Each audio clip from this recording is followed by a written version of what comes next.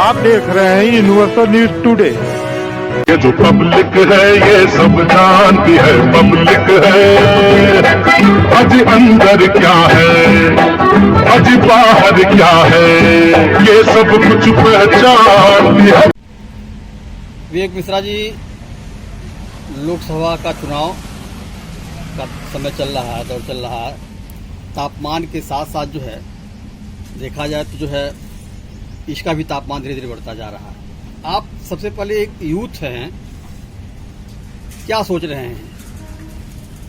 जैसे कि आप देख रहे हैं कि कहीं ना कहीं आपने ये मुझसे एक जानकारी दी है कि चुनाव के तापमान के साथ, मौसम के तापमान के साथ साथ चुनाव का तापमान भी बढ़ते ही जा रहा है, तो बड़ी अच्छी बात है। ये भी एक तरीके का पर्व और त्यौहार ही है, जहाँ पे हमारे आने वाले भविष्य में जितने भी हमारे होली, दिवाली, दशहरा, दीपावली मनने वाले हैं, उन सब चीज़ों का आज ही से और इस चुनाव के ही मद्देनजर कहीं ना कहीं एक सही परिणाम आने वाला है कि भविष्य हमारा गर्त की ओर जा रहा है या प्रकाश की ओर जा रहा है। जैसे कि आप यूथ की बात करेंगे तो सारा दारोमदार यूथ के ही ऊपर डिपेंड हो चुकी है, क्योंकि पिछले 10 सालों से जो वादे किए जा रहे हैं उस वादों पे कहीं भी सरकार खरा नहीं उतरा है, और बार बार यूथ को और जो युवा पीढ़ी है इनको कहीं ना कहीं छला ही गया है। इनको तमाम वादे करके, तमाम विश्वास दिला करके, उनका मत के अधिकार को भ्रमित करके ले करके फिर अपनी तानीशाही कर रहे हैं, और पुनः एक बार फिर से ऐसी स्थिति बनने की कोशिश में ये लोग लगे हुए हैं जो इनका कहना है 400 पार, 500 पार, 300 पार, 200 पार। युवा जो यूथ है ये चाहेगी तो इनको किसी पार भी नहीं भेजेगी, जहां तक मुझे उम्मीद है, क्योंकि जब कहीं ना कहीं दूध का घड़ा भर जाता है तो फूटता ही है। और यूथ जब अपने भविष्य, अपने परिवार, अपने रोजगार के बारे में सोचेगी तो एक अच्छा निर्णय लेगी, और जाहिर सी बात है कि जो ये सरकार तानाशाही सरकार है, इस सरकार के विरोध में ही वोट करके एक सफल सरकार को आगे बढ़ा करके अपने भविष्य को मजबूत करने का कार्य करेगी। इन लोगों का ये कहना है कि मैंने इतना विकास कराया है कि रोजगार के तमाम अवसर मिल गए हैं, नौकरियां भी हमने दिया है। अब इनके जो खाके हैं, इनके जो तमाम गणना के तरीके हैं, इनके पास जो भी इनके एक फाइल जो इनके द्वारा तैयार की गई है, इनके पास जो इनकी एक सूची तैयार की गई है, इनका कहना हमने बड़े विकास किए हैं। मैंने जो जहां तक देखा है, आम जनता, आम लोग, जो निम्न स्तर के लोग हैं, जो मध्यम वर्गीय परिवार के लोग हैं, वही सबसे ज्यादा पीड़ित और दुखित हो चुके हैं, क्योंकि हर बार विकास के नाम पे विनाश ही किया जा रहा है। जहां तक मैं बताना चाहता हूँ, बड़े उद्योगपति तो ऊपर की अपनी सेटिंग, बड़े अधिकारी, पदाधिकारियों, बड़े बड़े नेताओं से यहाँ से लेकर के दिल्ली तक शीर्ष पे जा करके अपने सिस्टम को साथ करके अपनी व्यवस्थाओं को बनाते जा रहे हैं। लेकिन एक मध्यम वर्गीय परिवार, जिस आदमी का, जिस परिवार का एक आदमी है, जिस परिवार की एक औरत या महिला या बेटी या बहन या भाई या बेटा कोई भी जा करके आज जो 8-10 हजार की नौकरी कर रहा था, महंगाई इस स्तर पे कर दिया गया है कि उस परिवार चला पाना उसके लिए बहुत ही मुश्किल है। अपना रोजगार करने की बात करते हैं आप, तो आप बात करेंगे कि पकौड़े के ठेले लगाओ, चाय आप बेचो। इस तरीके का विकास आप देना चाहते हैं, इसको आप विकास कहेंगे। रोजगार दें तो उस तरीके के रोजगार दें जहां से युवा पीढ़ी को इस समझ में आए कि हाँ, हम कुछ बेहतर से और बेहतर कर रहे हैं, और हमारा भविष्य उज्जवल होने वाला है, और हमारा भविष्य उज्जवल हो रहा है। आपके सामने, आपके गोरखपुर शहर में, हमारे गोरखपुर शहर में फर्टिलाइजर बनाया गया। फर्टिलाइजर को पुनः शुरुआत की गई, लेकिन आप देख लीजिए वहाँ पे मुझे लगता है कि 7 से 8% लोकल लोग वहाँ नौकरी करते होंगे, जो गोरखपुर मंडल से अपना ताल्लुकात रखते होंगे। सारे लोग बाहर से ही आए हैं, सारे लोग बड़े बड़े लोग के अप्रोचेस से बाहर से आकर के उनको अपॉइंट किया गया है। इस तरीके से विकास होगा। जनता आपकी अपनी है, जनता की भी आप पे आप है, जनता की भी आप पे हम है। जनता के बारे में हम नहीं सोचेंगे तो किसी और के बारे में सोचने का कोई मतलब नहीं बनता। झूठे वादे करने के लिए तो आप काफी आगे हैं। भाजपा का कहना है कि डबल इंजन की सरकार में जो है, हमने यूथ के लिए जगह जगह जो है हर जिले में मेडिकल कॉलेज बनवाए, इंजीनियरिंग कॉलेज दिए, ITI दिया, यूथ को बेहतर शिक्षा उपलब्ध कराने के लिए प्रतिष्ठानों को खोला है। आप जो कि देख रहे होंगे, प्रतिष्ठानों को खोला है यूथ की पढ़ाई के लिए, औद्योगिक क्षेत्र को लेकर के, या जो भी इन लोगों ने वायदे किए हैं, सारे के सारे बेबाक और खोखे हैं। आज अगर ऐसी स्थिति होती ना तो हर चौराहे पे 10 ठेले आपको नहीं दिखते मोमोज और चाउमीन बेचने वाले युवाओं को, जिनके हाथ में डिग्रियां पड़ी हैं। अभी आप देख रहे थे बीच में, अभी भी क्या, अभी तो बंद हुआ है, आचार संहिता चल रही है, इस वजह से बीच में ये था कि अपने आत्मनिर्भर बनने की परिभाषित किया जा रहा था। सड़कों पे जो लोग अपने घर से 2, 4, 5, 10 हजार, 50 हजार, जो भी उनकी व्यवस्था रही, उसके आधार पे उन्होंने, मैं इसका तो पहली बात प्रतिबंध, मैं बिल्कुल विरोध करता हूँ गुटखे, पान मसालों का, लेकिन वो ऐसी दुकानों को, चाय की रेहड़ी को लगा रहे थे, कोई गन्ना की दुकान लगा रहा था, कोई पानी बेच रहा था, उन सबको सड़कों से हटा दिया गया विकास के नाम पर के, और उनको ये बताया गया था बुला करके कि आप आत्मनिर्भर बने, और आप खुद से उनको इतने बड़े बड़े सर्टिफिकेट दिए गए हैं। आपने देखा होगा नगर निगम में कितना विरोध हुआ था नगर आयुक्त साहब के, जब निरंकार सिंह साहब, हमारे सहायक नगर आयुक्त साहब, जब अपनी ईटीएफ की टीम लेकर के सबको हटा रहे थे और सबको वहां से बेरोजगार, जो भी वो रोजगार के हिसाब से अपने जीवन यापन करने की कोशिश में जो अपनी दुकानों को, रेडियो को लगाए हुए थे, सबको बेघर कर दिया गया है, काम से बिल्कुल हटा दिया गया है। तो ये विकास इस तरीके से होता है, झूठे वायदे कहाँ जाएंगे। आज आप देख लीजिए प्राइवेट कॉलेजेस में जो लड़कों की भर्ती हो रही है, जो अपने एडमिशन ले रहे हैं, उनके फीस की क्या स्थिति है। सरकारी कॉलेजों में भी आप देख लीजिए कि क्या सुविधाएं मिल पा रही हैं, क्या लोगों को मिल रहा है। ये सारी खाली गणनाएं और जो इनके खाके हैं, ये सारे खोखले हैं, बेबाक हैं। इसकी वास्तविकता यही होगी कि आप जमीन पर उतर के देखिए, धर्म सबके लिए, धर्म के नाम पे लोगों को बरगलाना मेरे हिसाब से सबसे बड़ा पाप है। विवेक जी, आप पहली बार जो है पार्षद चुने गए हैं। इससे पहले आपकी माताजी, आपके पिताजी पार्षद रह चुके हैं। जैसे कि अभी आपने बताया कि मैं पहली बार नवनिर्वाचित होकर के आपने मुझे युवा कह के भी संबोधन किया, इसके लिए हृदय से धन्यवाद। और कहीं ना कहीं मैं युवा हूँ, मेरी सोच में वो युवापन है, मैं वो कुछ करना चाहता हूँ, वो जज्बा है। जैसे कि पूर्व में 1989 में पहली बार मेरे पिताजी पार्षद हुए, फिर 1995 में हुए। उसके पश्चात किसी कारणवश वो हमारे बीच में नहीं रहे। उपचुनाव में माताजी चुनाव लड़ी और आज तक माताजी ही लड़ती आ रही थी और वही निर्वाचित हो रही थी। इस बार वो दारोमदार, वो जो भी बागडोर थी, इन लोगों ने मेरे ऊपर विश्वास किया, मुझे सौंपा कि मैं अपनी जनता के बीच में रहूं। तो मैं आपको बताना चाहता हूं कि राजनीति मेरे लिए कोई कारोबार नहीं है, और ना ही मेरे परिवार के लिए कभी कोई कारोबार था।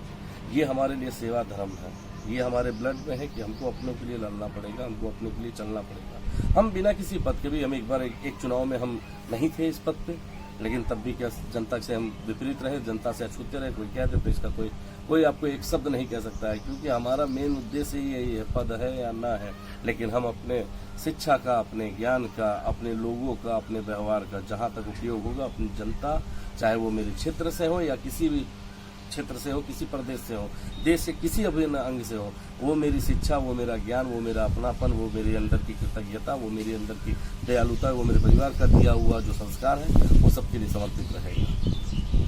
विवेक जी, आप समाजवादी पार्टी के एक समर्पित सिपाही हैं, और यहाँ पे जो सदर लोकसभा से चुनाव लड़ रही हैं काजल जी, गठबंधन की प्रत्याशी हैं, कहाँ उनको आप देख रहे हैं, कहाँ खड़ा पाते हैं? क्योंकि इसके पहले भी वह कई चुनाव लड़ चुकी हैं, तो इस समय उनको कहाँ खड़ा पा रहे हैं आप?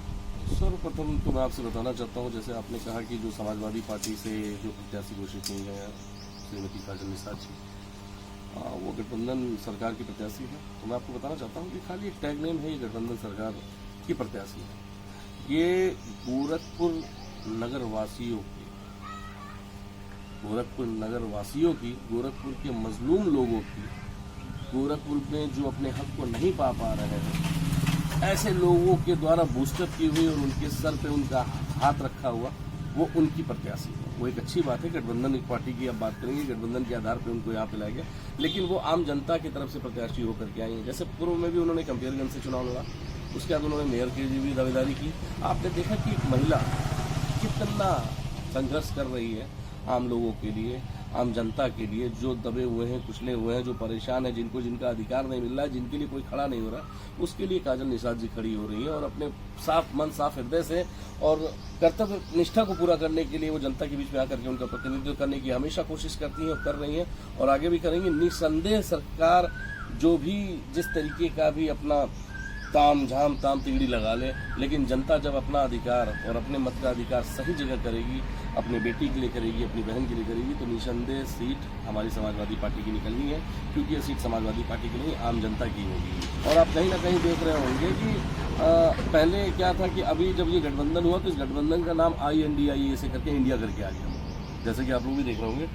तो माननीय प्रधानमंत्री महोदय ने और तमाम जो भी शीर्ष के नेता हैं, उन लोगों ने इंडिया शब्द का खंडन करते हुए भारत नाम से संबोधित करना भारत को शुरू कर दिया हिंदुस्तान में। तो मैं ये कहना चाहता हूँ उस विशेष में कि यही माननीय प्रधानमंत्री जी का दिया हुआ एक नारा था, बढ़ेगा इंडिया तो बढ़ेगा इंडिया। शायद आप लोगों ने भी सुना था। क्या ये हर ऐसी चीज़ों को एक सिरे से कभी भी नकार सकते हैं, कभी भी ला सकते हैं?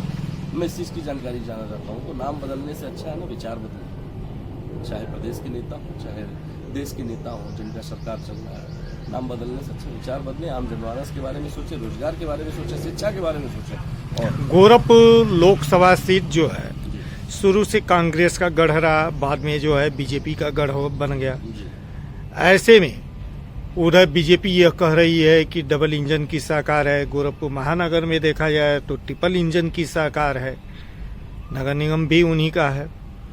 तो वह अपने विकास के, अपने कार्यों पे जीतने का दावा कर रहा है। मेजॉरिटी बड़े होने से अगर आप इस चीज़ को मान लेंगे कि उनका ही सरकार है, उन्हीं का अधिकार है। देखिए, किताबी परिभाषा में सरकार की कानूनी प्रक्रिया के आधार पर आप ये कह सकते हैं, लेकिन मैं आपसे बार बार एक बात कहना चाहता हूँ कि चाहे वो नगर निगम की सरकार हो, चाहे वो प्रदेश की सरकार हो, चाहे वो देश की सरकार हो, चाहे डबल इंजन की सरकार हो या ट्रिपल इंजन की सरकार हो, ये सरकार कहने को इनकी सरकार है, लेकिन सरकार मूलतः और वास्तविकता में है तो जनता की सरकार। तो क्या गोरखपुर में विकास कार्य हुए हैं इन 5 वर्षों में? अब चकाचौंध और लाइट की रोशनी और बड़े बड़े इमारतों पे अच्छे अच्छे कमीशनदार और बड़े बड़े रसूख वाले पैसे वाले बिजनेसमैनों को चीजें देख करके अगर वो चीजों बनाने को विकास आप कहते हैं, तो मैं तो इस प्रकार की चीजों को विकास नहीं कहता हूँ। क्योंकि हम और आप जैसे मध्यम वर्गीय परिवार, मैं अपने आप को मानता हूँ कि मैं मध्यम वर्गीय परिवार से हूँ। मैं घर से निकलूंगा तो मैं 10 रुपए की चाय कोशिश करूंगा कि 7 रुपए में ही पी लूँ, क्योंकि इतनी मेहनत के बाद इतना तो मेरे पास रहे कि दिन भर एक थकान मिटाने के लिए एक कप चाय पीना हो तो 7 रुपये पियो। ना कि मैं क्लार्क में जा करके, ना कि मैं रेडिसन में जाके, ना कि मैं कोर्टयार्ड में जा करके, ना कि मैं रमाडा जा करके 350 और 700 रुपए की चाय पीने की कोशिश करूंगा। आप देख रहे हैं तमाम सड़कों को तोड़ दिया जा रहा है। आज STP बनाया जा रहा है, गोरखपुर में गुड़दैया नाले का प्रकरण चला रहे हैं, 200, 400, 600 करोड़ का प्रोजेक्ट चला रहे हैं आप। हाँ? आपको ये नहीं पता है कि कार्यशैली क्या होनी चाहिए। आप पहले सीवरेज की चीजों को शुरू ही नहीं कर रहे, आप नाला बना दे रहे हैं, बाद में आप सड़कों को बना, अभी आप सड़कों का काम अलग से करवा रहे हैं, बाद में आप फिर उस सड़कों को खुदवाएंगे, फिर सीवरेज डालेंगे, फिर उसके बाद उस सड़क को बनाएंगे। किसी एक कार्य को सही करने के लिए आप 3 बार उस मत को, उस बजट को खर्च करेंगे। कोई अपने घर से लेके आ रहा है, ये सारे पैसे जनता के दिए हुए टैक्सेस हैं, तो उस टैक्सेस का सही यूज होना चाहिए और एक बार में उसको यूटिलाइज करना चाहिए। असुरन की स्थिति क्या हुई, कभी सड़क ऊपर, कभी मकान ऊपर, कभी मकान ऊपर, कभी सड़क नीचे। ऐसी स्थितियों को बार बार आप तोड़ फोड़ करेंगे। किसी के ये घर से दिया हुआ रुपए नहीं है, आम जनता के दिए हुए टैक्सेस हैं ये, तो उस पैसे का सही होना चाहिए। और विकास के नाम पे आप विनाश नहीं कर सकते, मेरा ये मानना है। लोगों का घर उजाड़ करके उनको बसाने की आप बात करते हैं। बड़े ही बेटी की शादी और जमीन लेना और मकान बनाना बहुत ही हिम्मत से और बहुत ही सोच के साथ हो पाता है। आपने महंगाई का मुद्दा उठाया, जी बिल्कुल। तो इन लोगों का ये कहना है कि महंगाई यदि बढ़ी है तो वेतन भी बढ़ा है। ये किसके बारे में ये कहना चाहते हैं? ये प्रदेश सरकार के कर्मचारियों के बारे में बात कर रहे हैं कि केंद्र सरकार के बारे में? दोनों सरकार के आप ये कर्मचारियों। बताइए, जो प्राइवेट युवक जो कहीं किसी की दुकान पे काम कर रहा है, किसी शोरूम पे काम कर रहा है, किसी प्राइवेट कंपनी में काम कर रहा है, किसी प्रेस में काम कर रहा है, क्या आपको लगता है कि उसकी महंगाई तुरंत उसके रोजगार में इजाफा कर दिया गया, उसकी सैलरी में बढ़ोतरी हुई है? आप मुझे इस बात का जवाब दें। आपके कहे, मैं बार बार कह रहा हूँ ना कि इनके जो आंकड़े बताते हैं वो आंकड़े तो इस प्रकार बताएंगे कि सब कुछ ठीक है। आप कहते हैं कि हमने सैलरी बढ़ा दी। रेलवे कॉलोनी में केंद्र सरकार की चीजें है ना, जहां जिस मकान का हाउस अलाउंस कटता था 3300 रुपए, 3200 रुपए, 3100 रुपए, आज उनके ऊपर जबरदस्ती ये स्थिति बना दी गई है कि वो कम से कम टाइप 2 के 2 क्वार्टर ले लेंगे, ताकि उनके सैलरी से 8 से 9 हजार रुपए दिया जाएगा। आप ये बताइए, जो आदमी अगर एक रूम में अपना जीवन यापन कर सकता है, जो सिंगल है, जिसके बच्चे नहीं है, या जो पति पत्नी है, वो 2 रूम में अपना जीवन 14 हजार लेंगे, तो ये महंगाई आप मुझे सैलरी देकर के एक हाथ से देकर के पीछे से ले लेंगे, इसका क्या अर्थ होता है? प्रदेश की GDP को दिखाया जाता है, प्रति व्यक्ति आय जो है आज जो है काफी ऊंचा है। जी। इनके तो इसका जो है, यदि ऐसा केवल आंकड़ेबाजी थी जी, तो प्रदेश के सदन में आपके पार्टी के द्वारा विरोध किया जाना चाहिए था। निसंदेह विरोध किया जाना चाहिए, लेकिन आप एक चीज देख रहे हैं, विरोध करने के लिए आज के समय में सदन हो, चाहे वो निगम की आप बात करें मुद्दे को, क्योंकि ये जनता की ही लड़ाई है, यहाँ से लेकर दिल्ली तक की लड़ाई लड़नी है हमें, और हम लड़ रहे हैं। GDP का स्तर वाकई में जिस स्तर से नीचे जिस तरीके से आया हुआ है ना, ये कितने भी आंकड़े बता दे, ये एक भीड़ की चाल में लोगों की चिल्लाहट में ही सारी बातों को छुपा लेते हैं। ये मुझे ये तो बात करें ना, अधिकार हमारा और जनता का है कि GDP अगर नीचे गिर रहा है, आज भारत के लोग इतने पढ़े लिखे हैं, उन लोगों ने इतनी अपने शिक्षा का सही उपयोग किया हुआ कि उनको जानकारी लेने का पूरा अधिकार है कि वो जान सकते हैं भारत की GDP का स्तर क्या है। जहां जब स्तर कम होने की बात होती है, परसेंटेज जहां लो होता है, वो जब ये सवाल उठाते हैं तो क्यों ये मुंह छुपा करके भागते हैं और कहते हैं नहीं, आय बढ़ी है कि नहीं इस बीच में? किस लोगों चीज की आय? व्यक्ति की आय जो है जी, बढ़ी है कि नहीं पहले से? मुझे तो नहीं लगता भाई। आपको यहाँ नहीं लग रहा है 2019 के घोषणा पत्र में आपके राष्ट्रीय नेता जी अखिलेश यादव जी ने जी अब आज जो आय टोटल चल अचल संपत्तियों का ब्यौरा दिया है जी। और आज 2024 में दिया है, उसमें 5 गुने का अंतर है, 5 गुना आय उनकी बढ़ी हुई है। क्या कहेंगे इस पे?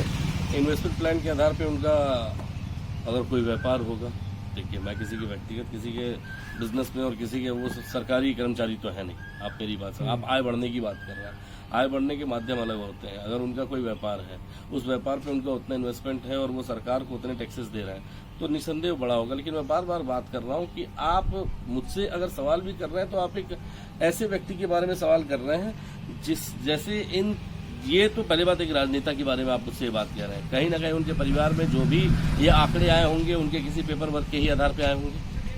उन्होंने अपना जो चुनावी घोषणा पत्र दिया है, चुनावी घोषणा पत्र में उन्होंने अपना पूरा क्लेरिफिकेशन दिया होगा कि उनकी आय कितनी है, चल अचल संपत्ति कितनी है, उसका ब्यौरा में उन्होंने बताया होगा। 5 साल में बता रहे ना कि 5 गुना बढ़ी हुई है।